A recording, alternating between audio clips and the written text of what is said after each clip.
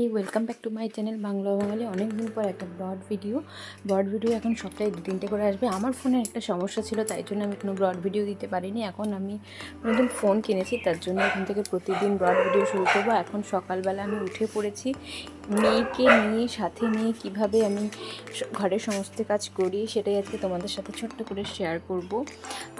আমি ঘুম থেকে উঠেছি প্রায় 6টা 10-15, তারপরে মেয়ের কাচাকুচি করেছি, কাচাকুচি করে রান্নার দিকে এসেছি। মাছের ঝোল রান্না করব, তার জন্য পটল ভাজা চাপিয়ে দিয়েছি আর চাটনি করেছি। দেখো মাছ আলু পেঁয়াজ সব ভাজা হয়ে গেছে, শাক হয়ে গেছে, আলু সেদ্ধ দিয়েছি, পেঁয়াজও ভাজা হয়ে গেছে।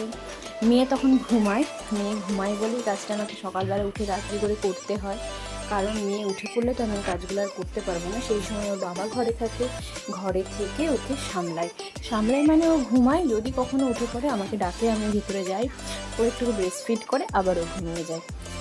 চারিদিকে কাচাকুচি হয়ে গেছে, আর এটা হচ্ছে আমার বরের সম্পদ বলতে পারো গাছের জন্য। তো এখন 8টা বাজে, আমার রান্নার সব কমপ্লিট হয়ে গেছে। এবার যেটুকুনি বাকি আছে সেটুকুনিও সেরে নেবো। দিয়ে আমি রান্না কমপ্লিট হয়ে যাওয়ার পর আমার মনে হলো মাছের ঝোল, শাক, চাটনি, আলু সেদ্ধ এইটুকু এনাফ নয়, একটু মূলোটা ছিল এবং মূলোটা রেখে দিলে হয়তো শুকিয়ে যাবে, যদি প্রচণ্ড গরম পড়েছে। ওই জন্য ভাবলাম একটু মূলো দিয়ে সম্বার করে নিই। মূলো সম্বারটা রান্না করবো এবং মূলো সম্বারটা খেতে আমার বর খুব ভালোবাসে। আর এটা হতেও খুব একটা সময় লাগে না। আর এটা যেহেতু এইটা আছে, এই ঘষার যে ইয়েটা, সেটা মানে খুব স্পিডে এটা হয়ে যায়। তোমরা দেখতেই পাচ্ছ আমি এখানে কোনো স্পিড দিইনি, অটোমেটিক এটা নর্মাল স্পিডেই কিন্তু হচ্ছে এবং খুব তাড়াতাড়ি হয়ে যায়, যেটা খেতেও খুব ভালো লাগে। তার সাথে মেয়ের খাবার আছে, মেয়ের খিচুড়ি তো করি না, মানে মাছের ঝোল। আমাদের সঙ্গে একসাথে মাছ ভাজা করেছি, পটল ভেজেছি, সবই ভেজেছি, শুধু আলাদা করে ওর জন্য প্রেশারে রান্না করবো।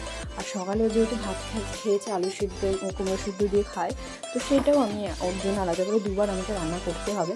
সেটাও আমার কমপ্লিট হয়ে গেছে। লাস্ট টাইম শুধু মুড়ি সম্বারটা করবো। আর মুড়ি সম্বারটা করার জন্য নুন আর হলুদ মাখিয়ে একটু পেঁয়াজ ঘষে নিয়ে কালো জিরে দিয়ে ভাজলে, তোমরা একদিন বাড়িতে ট্রাই করে দেখো, তোমাদেরও খুব ভালো লাগবে। এবার আমি এই মুড়ি সম্বারটা রেডি করে বসিয়ে দিয়ে আমি দেবো স্নান করতে।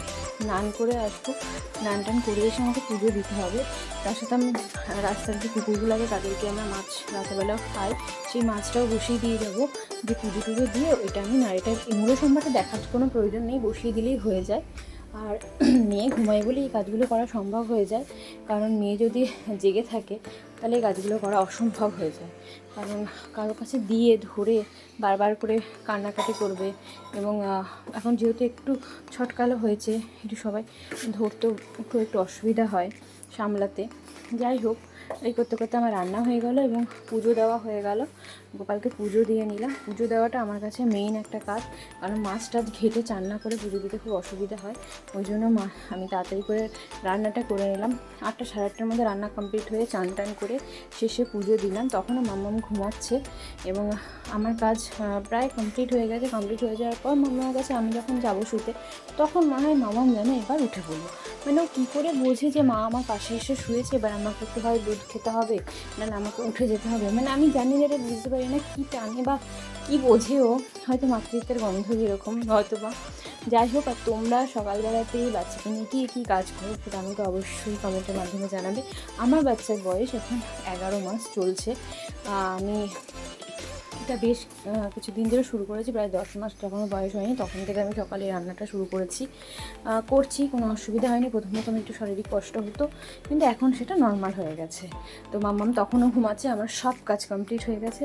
এবার আমি মাম্মামের কাছে যেই শুতে যাব, মাম্মাম ঘুমাচ্ছিল, কিন্তু যেই আমি পাশে শুয়েছি মাম্মাম ঠিক উঠে পড়েছে।